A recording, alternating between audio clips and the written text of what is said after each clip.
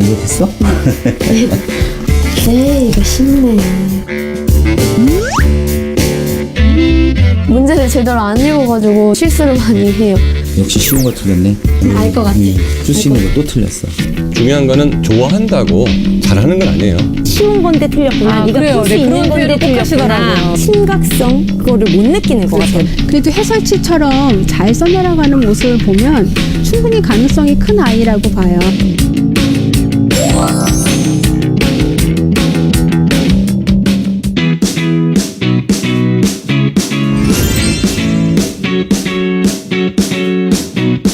안녕하세요. 다양한 수학 고민을 즐거운 수다로 풀어보는 수다학입니다. 오늘은요, 좀 기분 좋은 상상으로 시작해 보려고 해요. 내 아이가 수학을 정말로 좋아하고 즐겨합니다. 시험을 보면 매번 100점을 맞습니다.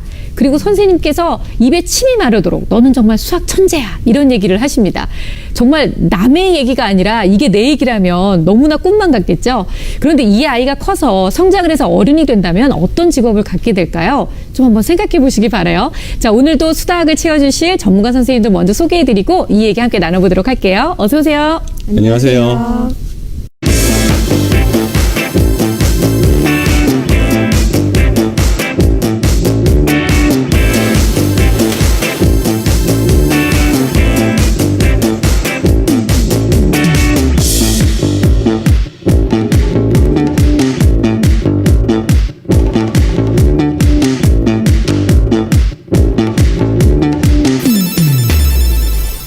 어떡해요. 저는 오늘은 이리 씨가 앉아있을 줄 알았는데 크리스 씨가 다시 돌아왔어요.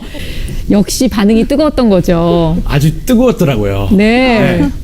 저도 몰랐는데 본 친구가 그 수학 프로인데 시간이 가는 줄도 몰랐다. 시간이 가는 줄 몰랐다. 그래서가 제일 잘했다. 최고였다. 이런 얘기 해주니까 네. 저도 기분이 좋아졌어요. 김희진 선생님은 유난히 그 잘생긴 사람이 나오니까 더 좋아하시는 것 같아요. 너무 좋고요. 이렇게 대각선으로 있어서 행복합니다. 이리 씨도 그리운데 참 좋네요. 지금 진심이죠? 진심입니다. 아니 우리 김희진 선생님이 마음이 갈대 같아요. 진짜 여자예요. 왜냐면 이리 씨는 재밌어서 좋아하고 그리고 크리스 씨는 잘생겨서 좋아하는 거예요. 정말 좋네요. 오늘도 좀 기대할게요. 활약을. 네네, 큰 기대 하셔도 될 것 같아요. 네. 이번에. 아 정말요? 네, 너무 그렇다가 너무 하지 마시고요. 자, 오늘 뭐 집중력이 떨어질 수도 있으니까요. 네. 아, 제가 앞서서 직업에 관한 이야기를 했잖아요. 수학을 좋아하는 아이들, 그리고 정말 수학을 잘하는 사람들은 어떤 직업을 갖게 될까? 이런 거를 늘 항상 생각을 했었는데요. 그 미국에서 인기 직업 1위가 수학자라는 조사 결과가 나왔어요. 크리스 씨. 솔직히 말해서 그 수학자가 우리한테는 그렇게 좀 흔하지 않은 직업이기도 하고요. 근데 네. 정말 미국에서는 이렇게 수학과 관련된 직업이 인기가 많나요? 저도 몰랐었는데 인기가 엄청 많더라고요. 네. 일단 수입이 아주 짭짤해요. 연봉은 1억 조금 넘어요. 이거 중간 연봉이에요. 그러니까 낮지도 않고 높지도 않은 연봉이고 네. 환경이 굉장히 좋아요. 편한 데에서 일하고 뭐 노동 없고 그 다음에 전망이 아주 좋고요. 그 다음에 스트레스 없는 게 그거 제일 중요한 것 같아요. 네. 스트레스 거의 없는 편. 그 직업 아 중에. 정말요? 네. 뭐 수학 생각하면 수학 자체만으로도 스트레스인데 수학 잘하는 직업이 스트레스가 없다고 하니까 근데 그 직업을 하는 사람들이 수학 좋아서 하는 거니까. 네. 그리고 하는 직업이 다양하더라고요. 뭐 영화 있잖아요. 애니메이션 영화 만드는 사람들이 그 중에 수학자들이 엄청 많아요. 아, 수학 전공한 사람이 네.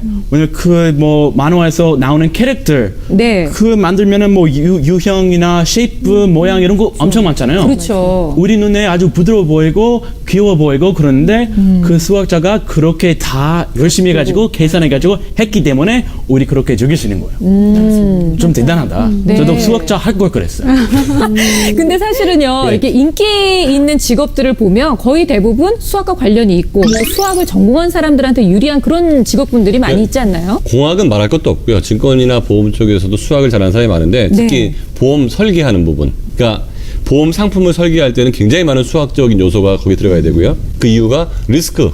이 사람이 이런 정도의 보험금을 지급하기 위해서 리스크가 어떤지에 대한 분석이 돼야 되고, 그 다음에 그 마진콜이라는 영화를 보면 그 수학 전공한 사람이 증권회사에서 하는 일을 하게 돼요. 네. 거기서도 역시 파생 상품에 대해서 위험 분석을 할 때 어느 정도 위험이 있는지를 예측을 해야 투자 금액이 정해지고 그 다음에 거기에 대한 수익률이 나오거든요.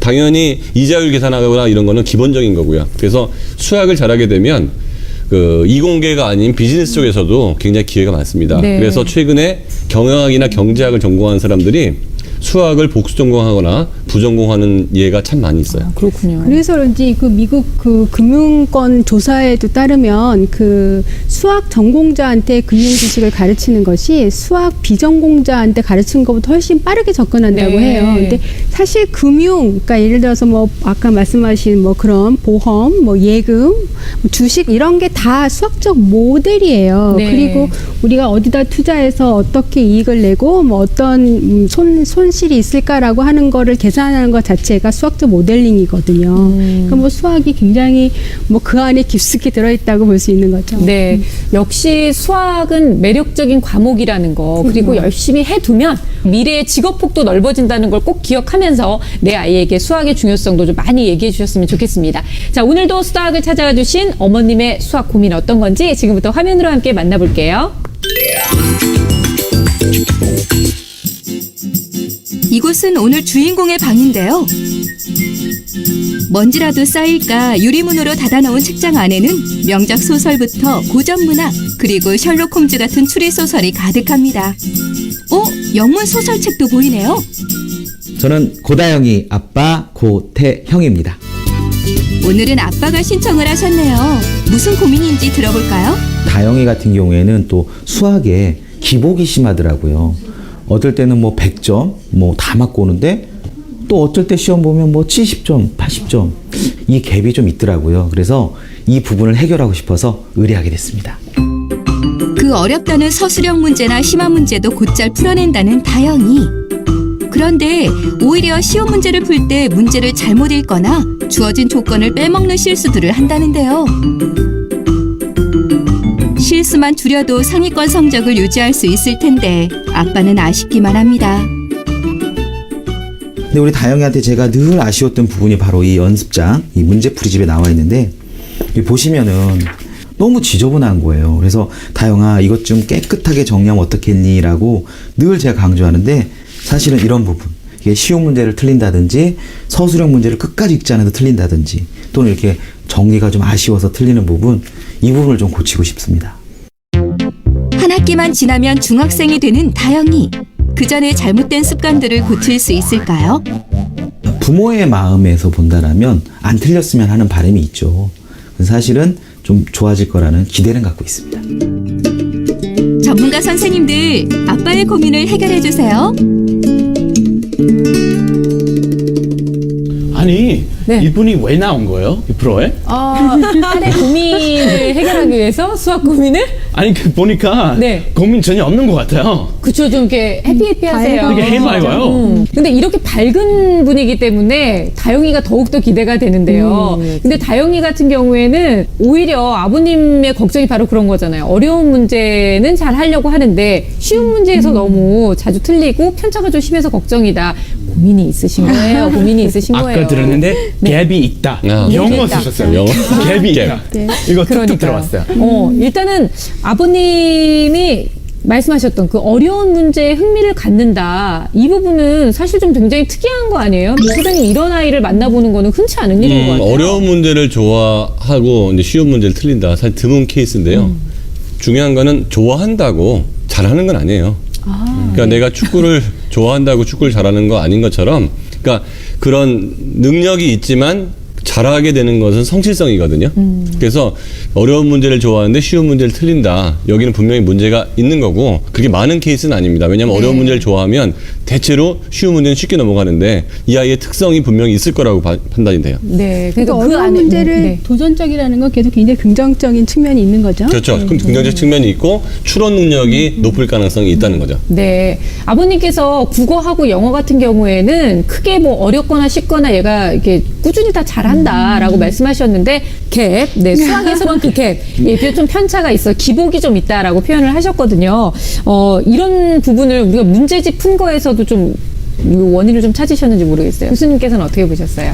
저는 문제집 상에서 보여준 문제를 보면 아버지가 조금 다영이하고 다르게 판단하는 게 아닌가 하는 생각이 들었어요. 그러니까 쉬운 문제를 틀렸다면서 보여준 그 쉬운 문제가 뭐 굉장히 공간 감각 문제거든요. 그런데 그게 뭐 앞에서 본 모습, 옆에서 본 모습, 뭐 위에서 본 모습, 그러면 쉬운 사람들은 그 머릿속에 딱 그려져요. 그래서 굉장히 더 뭐 설명할 것도 없이 쉬운데 그게 안 되는 여학생들은 굉장히 어려워하거든요. 어떻게 달리 설명해줄 방법도 네. 없어요. 근데 반면에 이렇게 어려운 문제도 다 맞았다 하고 보여준 그 문제는 사실은 공간 감각 문제지만 측정, 그러니까 뭐 부피 계산하고 넓이 계산하는 그런 문제라서 사실은 굉장히 다른 수학적 요소가 들어가 있는 문항이에요. 그래서 그게 아빠가 생각하는 쉽고 어려운 문항이 다른 거죠. 네. 그래서 아이가 이런 공간 감각을 좀 어려워하는 게 아닌가, 좀 그런 것들을 집중적으로 볼 필요는 있는 것 같아요. 이걸 쉽다, 어렵다라고 구분할 수 있는 게 아니라 유형과 이게 다 다르다는 거. 특히 엄마들이 많이 하는 실수인데요. 우리 아이는 쉬운 거를 틀리고 어려운 걸 맞춘다 내지는 뭐 쉬운 건 맞추고 어려운 걸 틀린다. 그게 뭐 어떤 기준이냐면 엄마들은 자기가 풀 수 있는 건 쉽다. 자기가 처음 보는 유형의 문제는 어렵다. 네. 그래서 초등학교 엄마만 이런 말을 써요. 쉬운 문제 틀리고 어려운 문제 맞춘다.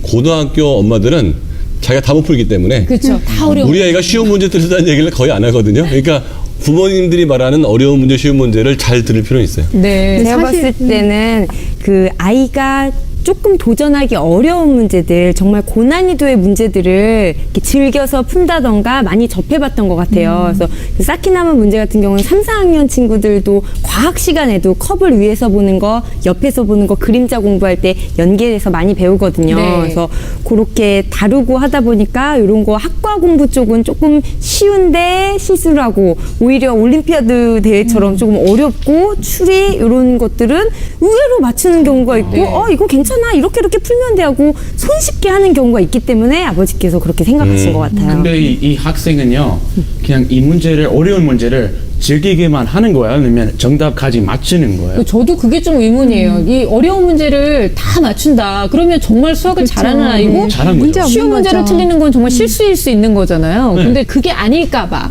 저희가 좀 더 꼼꼼하게 체크해 보려고 하는 건데요. 초등학교 3학년 문제집 보고도 크리스 씨는 어렵다고 그랬거든요. 정말 어려웠어요. 네, 오늘 문제집 보고는 거의 정신을 못 차리셨겠는데요. 아, 정신도 없고 진짜 어려워요. 네. 미국이랑 비교도 안 돼요. 사실 이거 6학년이죠. 이거 아직 초등학생이죠. 그렇죠. 근데 미국이랑 다른 게, 미국은 초등학교 5학년까지 가다가 6학년 때부터 그 중학교예요. 네. 그 6, 7, 8, 8학년까지 다 3년 과정인데 그거 다 중학교 속하는 거고, 그래서 6학년 때부터 아예 다른 학교로 가고 수학 수업을 아예 따로 있어요. 수학 수업이. 네. 근데 그렇게 충격적이지 않아요. 5학년이랑 이렇게 연결되어 가지고 뭐 5학년에서 6 곱하기 7 배웠으면 6학년에서 6 곱하기 7 곱하기 8 이렇게 하나 카드 붙이고, 그래서 마지막에 그 variable이라고 네. 그 한국말로 뭔지 모르겠지만 변수 2개 들어가는 네. 그런 문제가 많아요.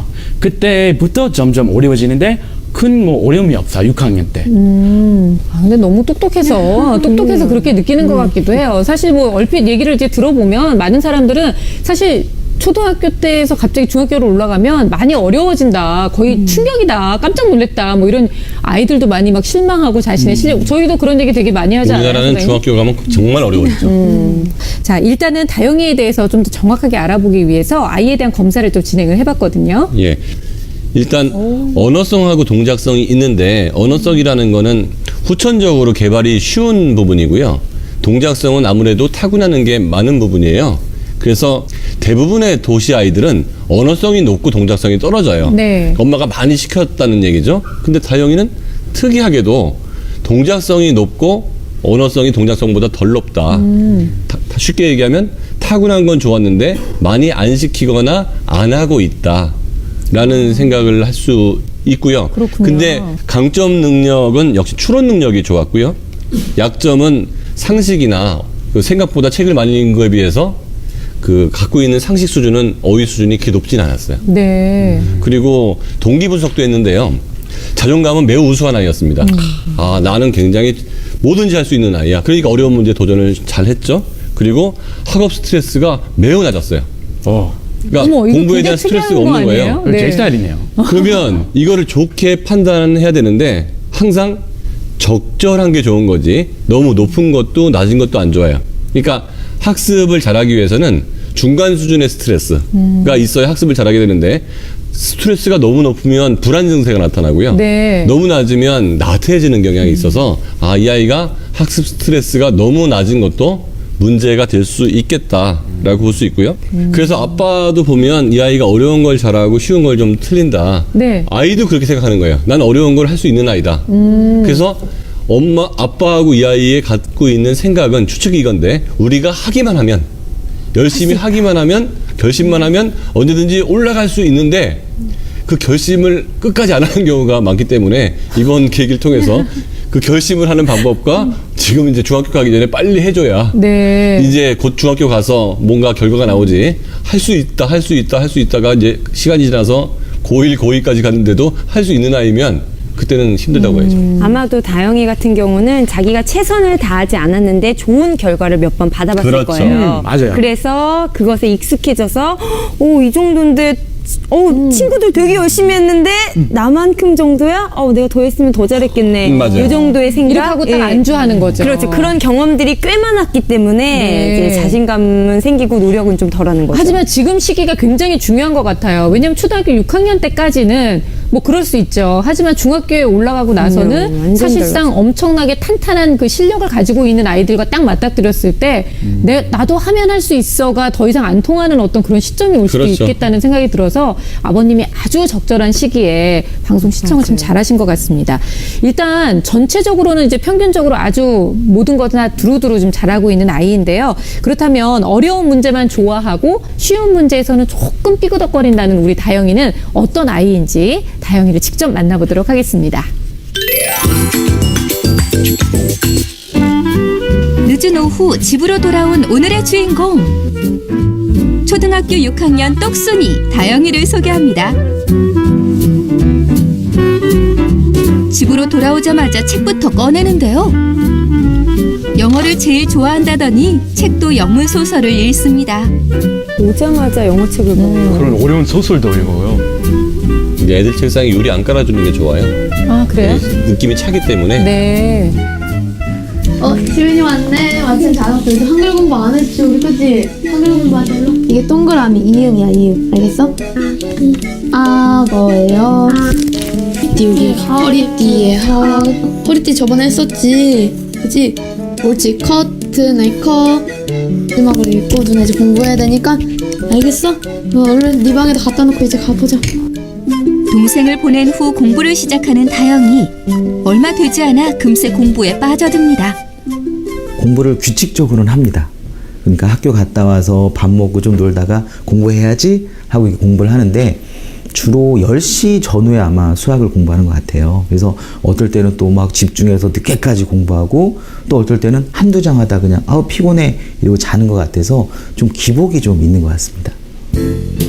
사실 다영이는 영어 공부는 매일 하지만 수학 공부는 주로 주말에 몰아서 하고 있습니다. 매일 꾸준히 하진 않는 거죠. 제 꿈이 외교관이어가지고 영어 공부 같은 것도 좀 하고 싶어가지고 다른 것도 있으니까 왜냐면 다른 과목들도 많이 해야 되니까 그래서 수학 공부를 매일 하지는 않고 거기 진도에서 웬만큼 나가면 풀어야 된다 생각 때문에 풀어요. 수학이 어렵지 않다는 다영이. 그래서일까요? 쉬운 문제가 나오면 깊이 생각하지 않고 답을 적습니다. 이거 쉽네. 쉽다고 생각한 이 문제. 아이쿠, 답이 틀려버렸네요. 오히려 심화 문제나 서술형 문제들은 긴장하고 깊이 생각하며 풀다 보니 틀리는 경우도 많이 없다는데요. 어려운 문제를 오랫동안 고민하고 결국 답을 찾아낼 때 희열도 느낀답니다. 다영이는 예습보다는 복습 위주의 공부를 선호하는데요. 때문에 수학에 관련된 사교육은 하나도 하지 않고 있습니다. 근데 뭔가 이렇게 글씨체도 그렇고 꼼꼼하게 하는 타입은 아닌 것 같아요. 글씨는 제 글씨와 비슷해요? 거의 똑같아요. 하지만 다영이도 자신의 나쁜 습관을 알고 있습니다. 실수를 많이 해요. 항상 제가 저번에 88점을 맞은 적이 있는데 3문제가 틀렸어요. 근데 1등이 100점이었거든요.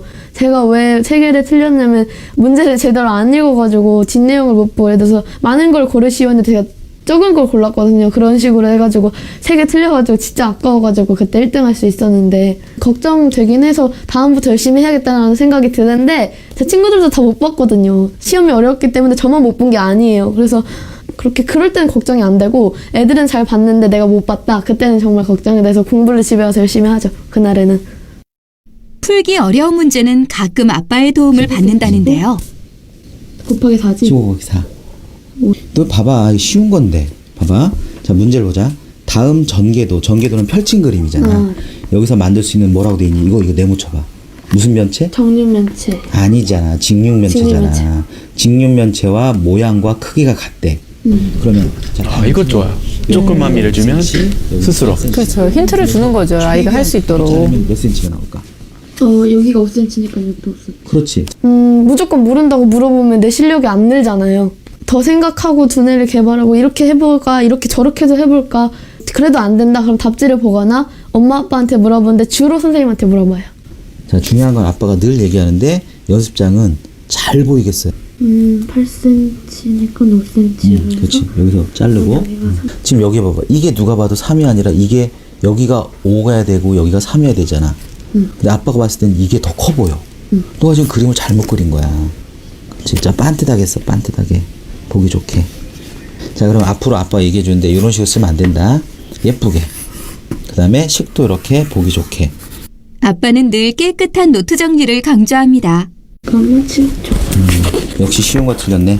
자, 이 문제는 아빠가 봤을 때 너가 충분히 풀 수 있는 문제라고 아빠는 생각하거든. 그러면 이거를 답지를 보고 너가 이제 거꾸로 이제 역산을 해보는 거야. 자, 이제 다행히 이 문제를 보니까 이 모양이 여기서 중요한 게 뭐야? 건널비. 건널비는 몇 제곱센티입니까? 이걸 푸는 거잖아. 건널비가 오는 건데. 그렇지, 결국 건널비지. 자, 요거 7. 문제를 다시 읽으며 조건을 찾고 해답지를 거꾸로 풀어가다 보면 금방 답을 알아차립니다. 갑자기 이해됐어? 야, 자, 그러면 밑면이 여기도 있고 문제를 풀고 답을 깨닫는 과정 자체가 즐거운 다영이.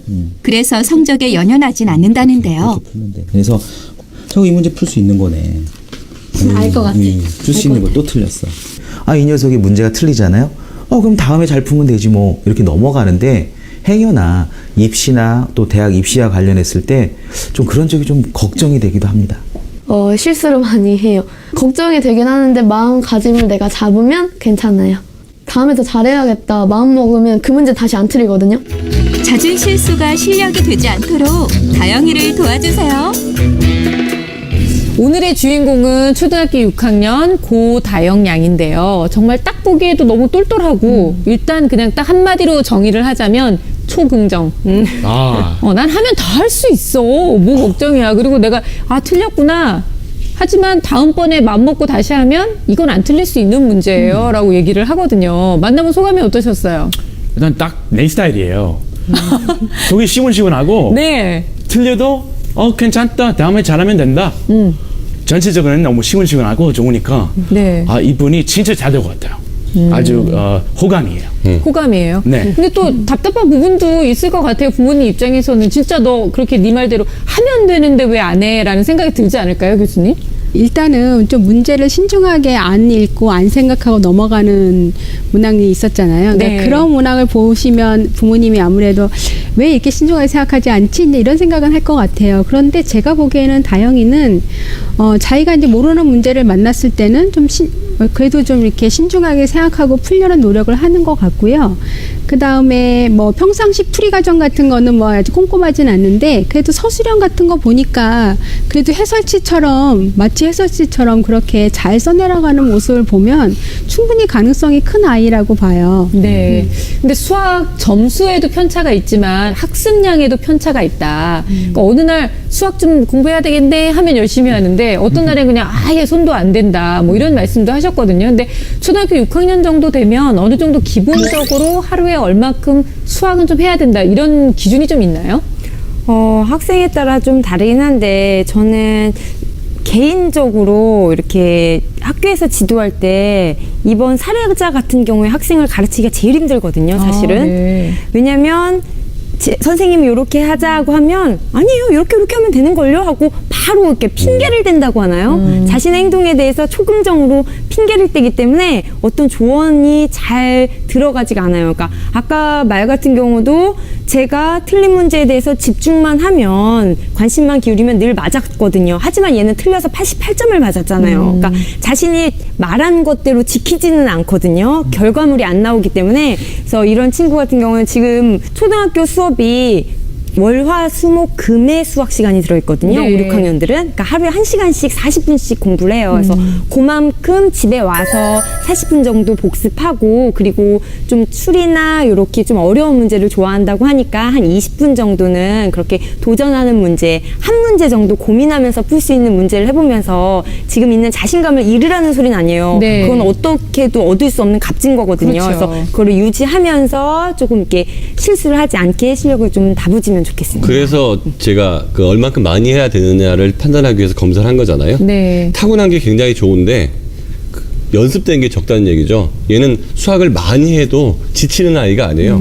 그래서 이 아이는 지금보다 월등히 많은 수학량을 공부해도 될 정도의 높은 지능을 갖고 있으니까 아빠 걱정하지 말고 많이 시켜야 될 것 같아요. 네. 근데 사실은 아이가 뭐 공부를 잘 한다라고 하면 해내려는 의지가 있고 내가 뭔가를 실천하려는 의지가 있다는 게 참 중요한 거거든요. 근데 아까 얘기할 때도 뭐 제가 이게 틀렸어도 괜찮아요. 왜냐면 다른 애들은 더 못 봤거든요. 이렇게 얘기하는 게 좋게도 보일 수 있지만 글쎄 뭐 도전 의식 아니면 앞으로 이렇게 계속해서 진취적으로 나가야 되는 그런 부분에서 오히려 좀 그 방해가 되는 감정은 아닐까라는 생각도 좀 살짝. 그 만족형이라고 하거든요. 만족형. 지금 현재 만족한다. 제가 중학교 때 그 공부하는 법을 깨달은 것 중에 하나가 남을 의식하는 순간 공부는 계속 수동적이 돼요. 그러니까 내 목표를 정하고 남들이 어쨌든 상관없이 내 목표를 달성하는 습관을 가지면 원인을 나한테 두는데 딴 사람들이 어땠는지에 따라서 맞추다 보면 결과적으로 그들을 뛰어넘지를 못하게 그래서 되거든요. 그냥 같이 가는 거죠. 예, 이렇게. 그래서 공부는 절대평가라고 보는 게 스스로한테 굉장히 도움이 됩니다. 나는 그냥 100점이 목표야. 그렇죠. 이렇게 가는 그러니까 거죠. 이 100점을 맞기 위해서 뭘 했고 이번에 88점 맞았으면 아 다음에 이걸 더하면 100점을 맞겠구나 이래야지. 시험 보자마자 너 몇 점 맞았니 몇 점 맞았니 물어보고 딸에 그렇죠. 틀렸으면 안심하면 딴 사람들에 의해서 내가 결정되는 거죠. 또 다영이한테서 발견한 아주 신중하고 또 귀여운 그리고 아주 뿌듯한 모습은 뭔가 문제를 내가 해결해야지만 이게 내 것이 된다라고 생각해서 20분이고 30분이고 좀 이렇게 붙잡고 있는 그런 모습을 보였단 말이에요. 이런 부분은 좀 긍정적으로 봐도 되지 않을까요? 기본적으로 이 아이는 되게 괜찮은 아이예요. 그리고 똑똑한 아이인데 다만 그런 가능성이 있어요. 이 아이가 입으로 말을 하는 것보다 네. 실제적인 내용은 별로 없을 수 있어요. 말만 그럴듯하게 하는 네. 스타일 있죠. 입만 살아서. 입만 살아서. 우리 아내가 항상 하는 말. 그래서 입만 살았다. 실전 안 한다. 그게 그냥 입만 살았다의 표현이 아니라 말을 정말 그럴듯하게 어른스럽게 이거는 능력인 거죠. 굉장히 그쵸. 국어적으로 이렇게 뛰어난 능력인데 언어 구사 능력이 좋은 그러니까 거죠. 자기가 가지고 있는 실체보다 더 그럴듯해 보이는 사람이 있어서 다미 같은 경우는 언어적으로 되게 발달하지 않았는가. 그리고 자기가 갖고 있는 몇 개의 소스들을 연결해서 참 문장을 잘 만드는 것 같거든요. 언어적으로 발달한 것보다는 추론 능력. 언어 중에서도 추론이 좋아가지고요. 상대방이 뭘 원하는지를 정확히 알아요. 그래서 상대방을 원하는 얘기를 해주기 때문에 듣고 싶은 얘기를 딱 네. 해주는 거죠. 이런 애들이 사회적으로 클 가능성이 많다니까요. 그렇죠. 면접에 완성을 강한 잘 스타일. 그러니까 언어 능력이 좋은 거는 논리적인 거죠. 저 사람이 이걸 원하겠지? 그러니까 답을 찾아가는 능력이 굉장히 강한 거예요. 네. 맞아요. 그리고 영화나 책 많이 봤기 때문에 그렇죠. 그렇죠. 그거 어떻게 이렇게 해야 잘 되는데 다 입으로 말할 수 있잖아요. 영화나 책을 보면서 단어는 안 외우고 스토리 속에서 교훈만 얻은 거예요. 맞아요. 저랑 비슷한 면 되게 많아요. 그리고 아까 다영이가 네. 시험 편차가 크다 그랬잖아요. 네. 근데 이게 초등학교에서 시험 편차가 큰 경우는 이게 영역마다 이렇게 다른 특성을 가졌잖아요. 그 6학년이 뭐 쌓기나 뭐 비와 비율, 그다음에 비율 그래프 이런 게 굉장히 다른 영역인데 그러면 시험에 따라서 얘가 어떤 한 영역에 굉장히 좀 어려워하거나 아니면 그 영역 간에 어떤 건 좋아하고 싫어하는 그런 게 좀 분명하거나 그럴 수 있거든요. 그래서 이렇게 아이의 시험 편차가 초등에서 크다면 우리 아이의 어떤 영역에서 좀 그런 부분이 좀 더 힘들어하는 게 아닌가 이제 그런 것들을 조금 더 관찰을 할 필요는 있어요. 네. 자, 그러면 저희가 다영이가 또 하루를 어떻게 보내고 있는지 그리고 수학 공부는 어느 정도 투자를 하고 있는지 알아보기 위해서 하루 일과표를 먼저 살펴보도록 하겠습니다. 함께 보실까요? 자, 다영이는 굉장히 늦게 자네요. 12시에 잠이 들어서 네. 거의 고등학생이네요. 그러니까요. 이렇게 늦게 12시. 자는군요. 학교를 다녀온 후에는 방과 후 학습, 그 다음에 학원을 가고요. 참고로 수학 학원은 다니지 않고 있고 영어와 컴퓨터를 배우고 있는 정도라고 합니다. 이렇게 수학을 보면은 너무 늦게 공부하는 거 아닌가요? 수학 공부가 생각보다 많지가 않다는 거예요. 네, 어려운 문제를 좋아하고 수학하는 걸 싫어하지 않는 아이치고는 지금 저희가 만나본 여러 사례자들 중에 수학 공부 파이가 제일 작잖아요. 시간도 작고 그러게요. 네. 시간도 늦고 혹시 그렇게 하면 안 될까요? 어떻게 해요? 수학 공부는 학교 끝나잖아요. 네. 피곤하니까 좀 쉬었다가 거기 교실 가서 수학 거기 숙제를 바로 하는 거예요. 네. 이렇게 머리가 잘 돌아갈 때, 네. 선생님 옆에 있을 때, 같은 그 학교 안에 있을 때 그렇게 하는 게 시간을 나쁘지 않은 것 옮겨주는 건 저도 적극적으로 찬성하는데 네. 크리스 말이 맞는 게요. 수학은 머리를 많이 쓰기 때문에 머리가 맑을 때 해야 돼요. 그러니까 조금이라도 더 머리가 맑은 시간에 하고 늦은 시간에는 암기가 잘 되거든요. 그러니까 영어는 단어를 외우고 때는 자기 직전에 하는 게 좋아요. 아, 그래서 자기 전에. 굉장히 잘하는 것 같아요. 아, 그래요? 오. 그러니까 좀 오후 시간에 수학을 한번 하고 그냥 다른 활동을 하고 좀 쉬었다가 좀 짧게라도 한번 다시 하는 약간 이렇게 두 개의 블럭으로 나눠서 네, 그렇게 네. 해보는 것도 좋을 것 같아요. 네. 아까 모습을 봤더니 그 다녀와서 책을 바로 영어 책을 꺼냈잖아요. 그러니까 하고 싶은 거예요. 책을 그렇죠. 정말 영어 읽기를 즐겨서 한 다음에 수학 공부는 자기가 필요하다고 생각하니까 그 이후에 예, 그래서 나중에 대단히 계획표가 어른들의 입김이 들어가지 않은 다영이가 정말 원하는 그런 아이 진짜 같은 그렇네요. 계획표의 느낌이 네. 들거든요. 그래서 되게 살아있는 계획표인데 말씀대로 수학 공부는 조금 다영이가 양보를 하더라도 시간을 조금 이전으로 저녁 식사 전으로 좀 바꾸는 게 좋겠고 공부 양은 이 아이가 학교에서 월화수목금을 40분씩을 항상 네. 교과서로 공부하기 때문에 그만큼은 소화를 꼭 시킬 수 있는 한 시간에 국한되지 않더라도 그것은 복습하고 소화시킬 수 있는 시간을 충분히 줘야 돼요. 아까 말씀하셨다시피 정말 초등학교 6학년 정도면 1시간 정도는 수학에 할애를 좀 하는 것도 그렇죠. 아주 간단하게 생각하면 돼요. 4학년 이상이 되면 한 5, 6학년 정도로 보면 될 텐데 국어, 영어, 수학의 밸런스를 맞추지 않으면 나중에 입시에서 망가집니다. 네. 그러니까 국어는 사회도 국어, 굉장히 많은 부분이 국어이기 때문에 네. 아주 적게만 해도 밸런스가 맞는데요. 영어하고 수학은 일부러 배치를 하지 않으면 밸런스가 흔들리게 돼요. 네. 그래서 영어 공부 시간하고 수학 공부 시간을 적절하게 밸런스를 잡아야 되는데 수학적 사고력은 나이가 들면 잘 안 생겨요. 어렸을 때 강박을 써놓으면 거기에 계속 사고력 속에서 연습을 통해서 이게 확장이 되는데요. 네. 그래서 영어가 중요하긴 하지만 수학은 어렸을 때 안 해놓으면 나중에 다시 만들기가 정말 힘든 거기 때문에 시간표에서 영어 수학 비중을 적절하게 나눠줘야 됩니다. 아, 네. 나이 들어서는 이렇게 일치월장이 안 되니까 그렇죠. 진작부터 해버리라. 그러니까요. 그렇죠. 이런 식이죠. 초등학교 고학년부터는 정말 하루하루 저축하는 마음으로 공부를 국영수는 꼭 이렇게 쌓아가야 된다는 말씀이신데요. 요즘은 참 이렇게 아빠가 공부를 가르쳐주는 경우를 우리가 좀 왕왕 만나게 되잖아요. 많은 엄마들이 아빠를 또 괴롭힐 것 같아요. 이거 봐라. 누구네 집은 이렇더라. 근데 아빠가 가르치는 모습 보면서는 좀 어떠셨어요? 인상적이었어요. 우리 아빠 같지 않아요. 우리 아빠는 스스로 풀려고 최선 다하는 거예요. 아, 아빠가 풀려고. 스스로. 우리가 그러는 거죠, 우리도. 근데 내가 풀기 어리니까 물어본 건데 내가 아직 풀지 모르잖아요. 네. 스스로 풀어버렸으니까. 그래서 아빠한테 그만 물어봤고 그 이후에 엄마한테 물어봤어요. 네. 엄마 자신감이 별로 없어요. 모르면 모른다고 하고 선생님한테 물어보라고 하고 알면은 이렇게 하면 뭐 괜찮은 것 같아. 이 정도까지만 얘기해 주는 거예요. 이 아빠에서 나온 것처럼. 네네. 이게 되게 대단해요. 이렇게 제시만 하고 스스로 풀 수 있게끔 이렇게 놔두는 거예요. 그래서 되게 대단하십니다. 네. 특히나 그 해답지를 보면서 네가 다시 한번 봐봐라고 하면서 역산을 시키셨잖아요. 이런 부분에 대해서 굉장히 좋은 방법이에요. 그러니까 처음에 문제 풀 때는 익히려고 푸는 거잖아요.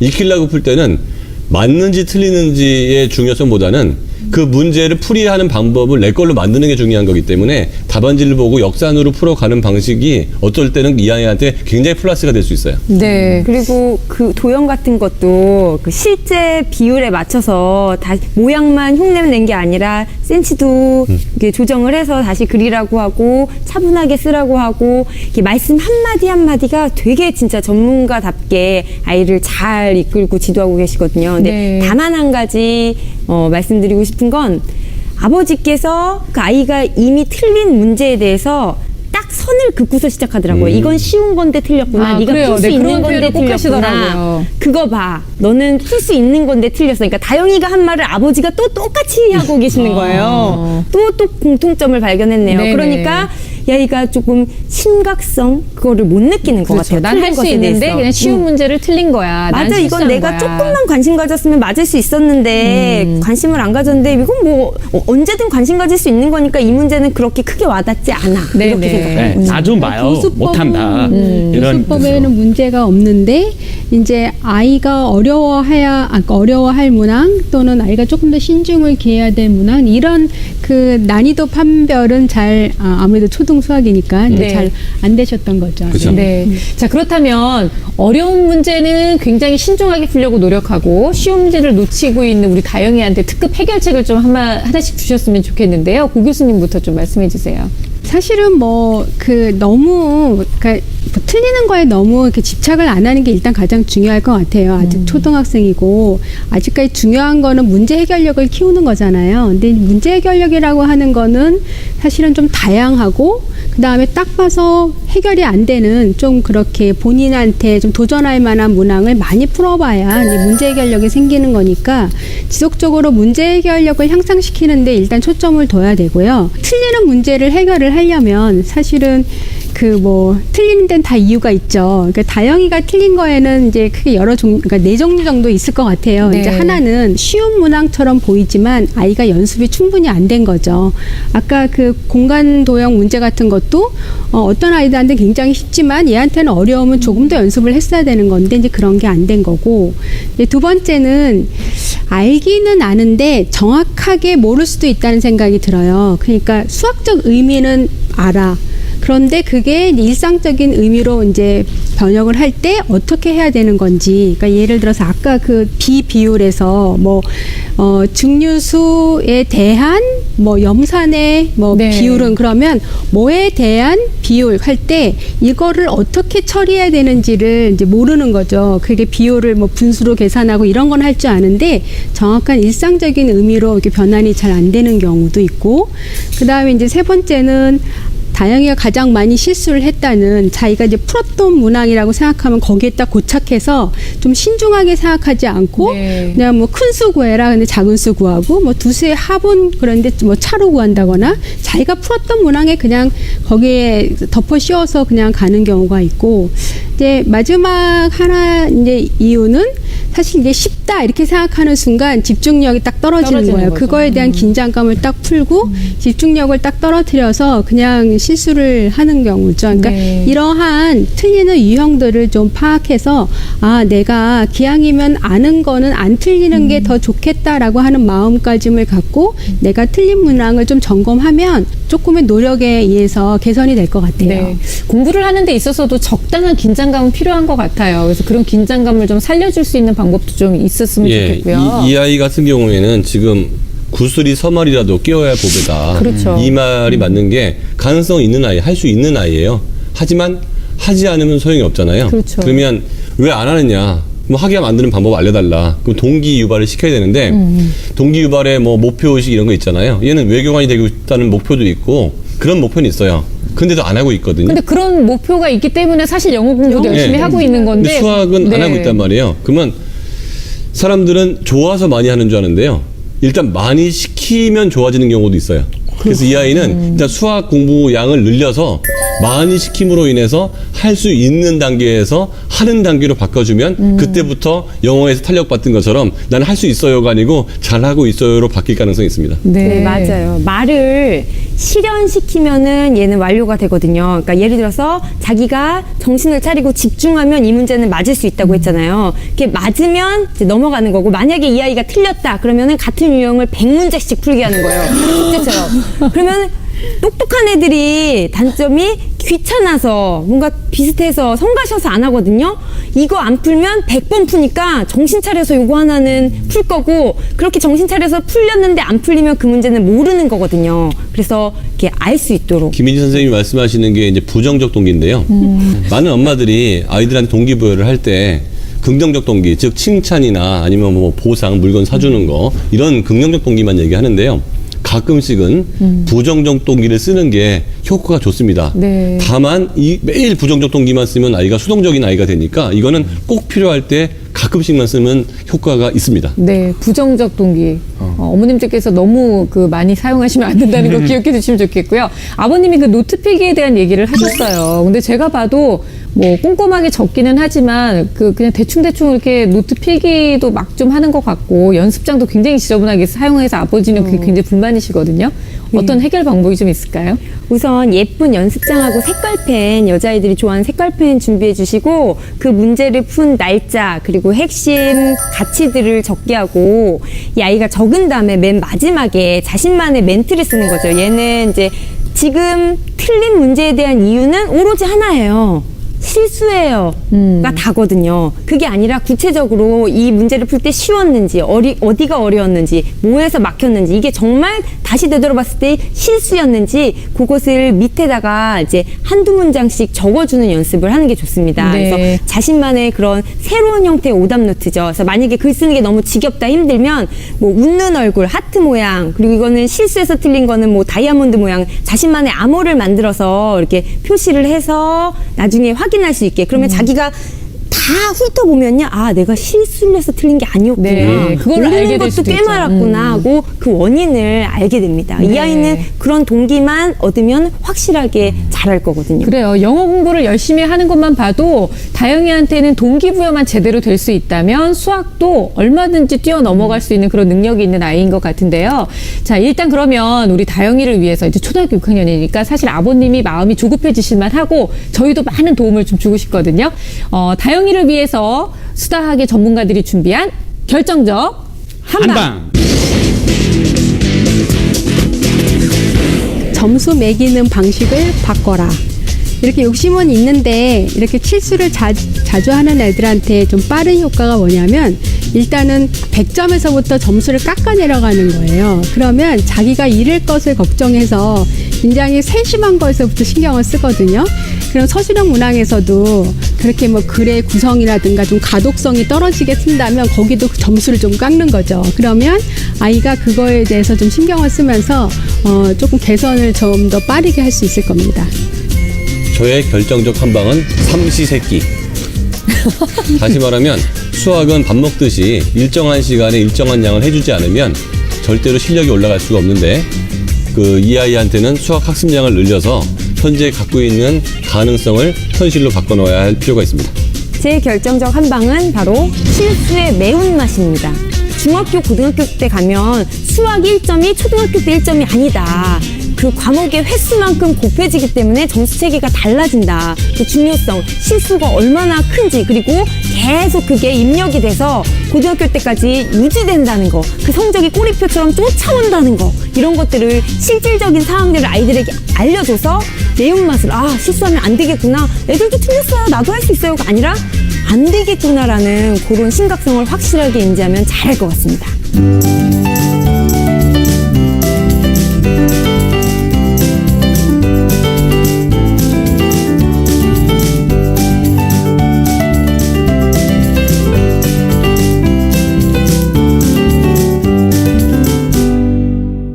역시 초등학교 고학년으로 올라가니까 선생님들의 결정적 한방도 굉장히 매섭습니다. 자, 그렇다면 비전문가의 결정적 한방은 또 어떤 내용일까요? 크리스 씨? 네, 기대해도 돼요. 제 결정적 한방은 아빠랑 공부하지 말고 무서운 분이랑 공부해라. 왜냐? 호랑이 선생님. 네. 맞아요.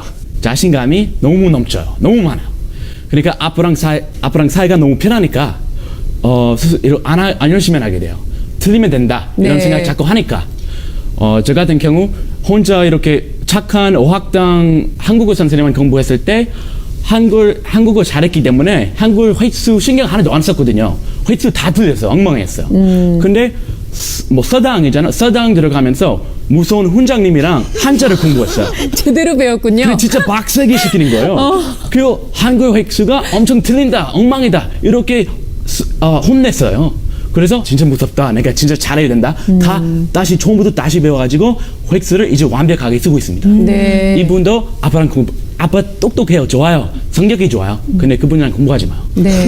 뭐. 아니 좋은 얘기예요. 지금까지는 아빠의 방식이 옳았지만 앞으로는 조금 더 나를 어렵게 만들고 나를 좀 이렇게 도전하게끔 만드는 어려운 선생님하고 하는 방법도 좋은 것 같네요. 호랑이 선생님. 자, 오늘의 결정적 한방 여러분께 읊어드릴게요. 먼저 점수를 빼라. 그리고 삼시세끼, 실수의 매운맛, 그리고 호랑이 선생님.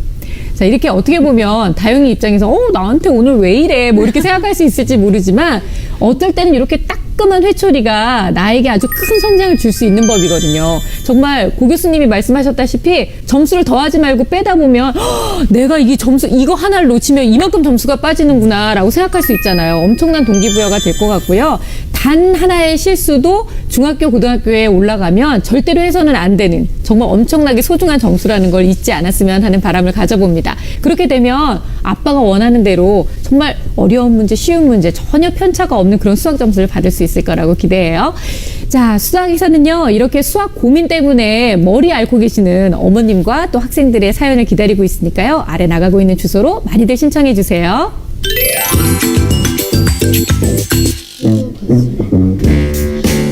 이해됐어? 이거 쉽네. 문제를 제대로 안 읽어가지고 실수를 많이 해요. 역시 쉬운 거 틀렸네. 알 것 같아. 주식이 거 또 틀렸어.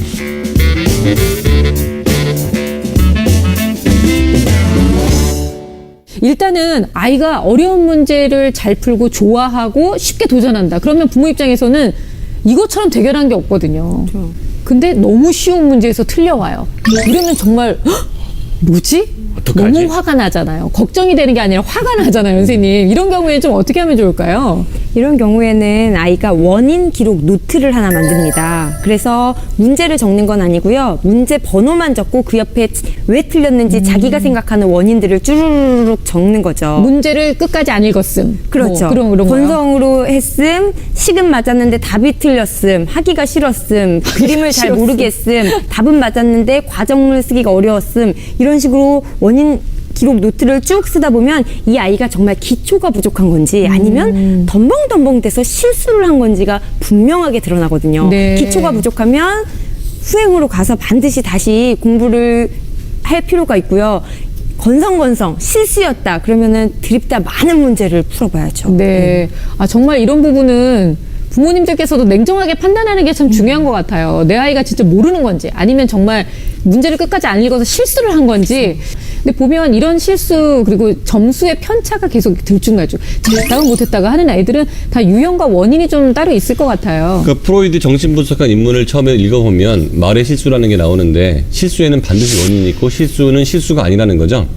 작은 차이가 명품을 만든다고 해서 그러면 작은 걸 잘못하면 어느 정도냐. 시험 문제에 있어서 거의 다 안 거는 전혀 모르는 거와 점수 차이가 별로 없다는 거죠. 그러니까 조금만 더 했으면 되는 것은 전혀 안 한 것과 시험에서는 같다. 그렇죠. 즉 다시 말하면 두 선생님이 말한 것처럼 내가 원인이 뭔지를 빨리 찾아야 돼요. 그리고 나서 그 원인이 있다면 1부터 99까지 노력하는 것만큼은 아니더라도 상당한 많은 양의 노력을 해줘야 그 작은 실수를 하는 습관이 없어집니다.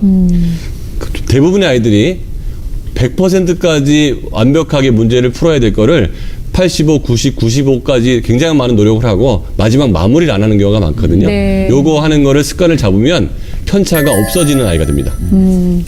크리스의 경우는 사실 미국에서는 제가 거기서 공부를 안 해봐서 모르지만 이렇게 점수 편차가 어떻게 돼요? 우리는 뭐 25문제에서 뭐 4점씩 깎여 나가든가 뭐 이렇게 하는데 미국은 어떤가요? 미국은 사실 중학교 때부터 네. 그때 문제가 어려워지니까 그 단계가 맞잖아요. 그래서 정답 그때 선생님이 말씀해줘요.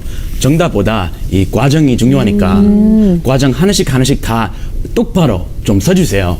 그럼 정답 완전 틀렸다. 근데 과정 다 맞았다. 그럼 뭐 10점이면은 9점 드리겠다. 오, 진짜요? 많이 주는데요? 90% 그 A예요. 그래서 그렇게 봐주시니까 풀다가 피곤해서 그렇게 정답만 틀리게 썼다 이렇게 봐주니까 그 정말 좋은 것 같아요. 편차가 얼마 안 나고 네. 되게 좋은 시스템인 것 같아요. 아니 이런 얘기를 들으니까 억울하는 사람이 없을 것 같아요. 이렇게 되면. 그걸 우리나라에서도 부분 점수라는 표현을 쓰거든요. 부분 점수. 그래도 어쨌든 그 답이 틀리면 틀린 거 아니에요? 아니에요. 부분 점수 다 주죠. 답이 틀려도 답보다 과정. 예, 중간중간 부분 점수를 주고 달랑 답만 쓰면 답 점수는 주는데 부분 네. 점수가 없기 때문에 그 배점이 안 좋아요. 지금 답 점수가 더 약하죠. 이런 면으로 봤을 때는 우리 아이들은 그렇게 억울할 일은 없겠네요. 미국 시스템 많이 갖고 왔어요. 좋은 거. 그만큼 과정이 또 중요하다는 생각이 또 들고요. 일단은 초등학교 6학년이니까 마지막 질문인데요. 자기주도 학습을 요즘 참 많이 하라고 얘기하는데 그 자기주도 학습이 빛을 발하는 때가 아마 초등학교 고학년부터가 아닌가 싶어요. 사실 어렸을 때는 자기주도 학습이라는 거를 말은 하지만 실제로 하는 아이들이 없기 때문에 선생님께서도 그 자기주도 학습과 관련해서 아이들이 할 수 있는 부분 또 부모님들이 도와줄 수 있는 부분을 좀 마무리로 부탁드릴게요. 네, 자기주도 학습이 사실은 아이들의 뭐 학습 태도, 자신감, 학업 성취에 가장 영향을 많이 미치는 게 자기주도 학습이거든요. 그러니까 자기주도 학습이라고 하는 거는 그 목표를 정하고 그다음에 그 목표에 달성하기 위한 계획을 세우고 그다음에 그 계획을 세우고 난 다음에 학습한 내용, 근데 학습할 내용, 시간, 그다음 프로그램 이런 것들을 정하고 그다음에 학습을 하는 과정에서 어떤 조절할 내용들 이런 것들을 그다음에 또 평가까지 공부한 것들 평가하는 거 이 모든 과정에 아이가 주도적으로 또는 자발적으로 함께 참여할 수 있도록 하는 게 이제 자기주도 학습이잖아요. 그러니까 이것을 도와주는 부모님의 역할 중에는 아이가 자기 평가를 잘 할 수 있도록 도와주는 게 중요해요. 네. 그러니까 자기 평가라고 하는 건 뭐 학습 플래너 같은 거 이용해도 되긴 하는데 학습 내용에 대해서도 평가하는 게 중요하고 그 다음에 혹시 아이가 학습하는 과정에서 자기 조절을 잘 못하는 부분이 있거나 학습 태도 측면에서 못하는 게 있으면 그런 부분을 조금 자주 평가를 뭐 내가 공부할 때 휴대폰을 잘 치웠는가 이런 것들은 좀 스스로 자주 평가를 할 수 있도록 하고요. 근데 제일 중요한 거는 학부모님이 가장 중요한 건 뭐냐면 자기주도 학습에서 아이가 그러니까 난이도, 그러니까 자기에게 자기 수준에 맞는 그런 학습 내용을 선택할 수 있도록 도와주는 게 도와주셔야죠. 부모님의 네. 가장 중요한 역할이라고 봅니다. 네, 역시 자기주도 학습은 해볼만 하지만 아직은 참 어려운 누구에게나 아이에게나 부모님에게나 어른에게나. 정말 도전 과제가 아닌가 싶어요. 하지만 또 해볼 만한 가치가 있으니까 저희 수다학이 또 많은 도움을 드리도록 하겠습니다. 오늘은 다영이 사연을 통해서 수학 점수에 편차가 있는 아이들에 대한 얘기를 나눠봤는데요. 아마 조금 잘한다 싶은데 못하는 구석이 있어서 속상하셨던 어머님들 또 아버님들한테는 도움이 되는 그런 시간이 아니었나 싶어요. 그리고 가장 중요한 건 역시 수학, 모든 공부가 그렇지만 수학은 습관 형성이 참 중요하구나. 그리고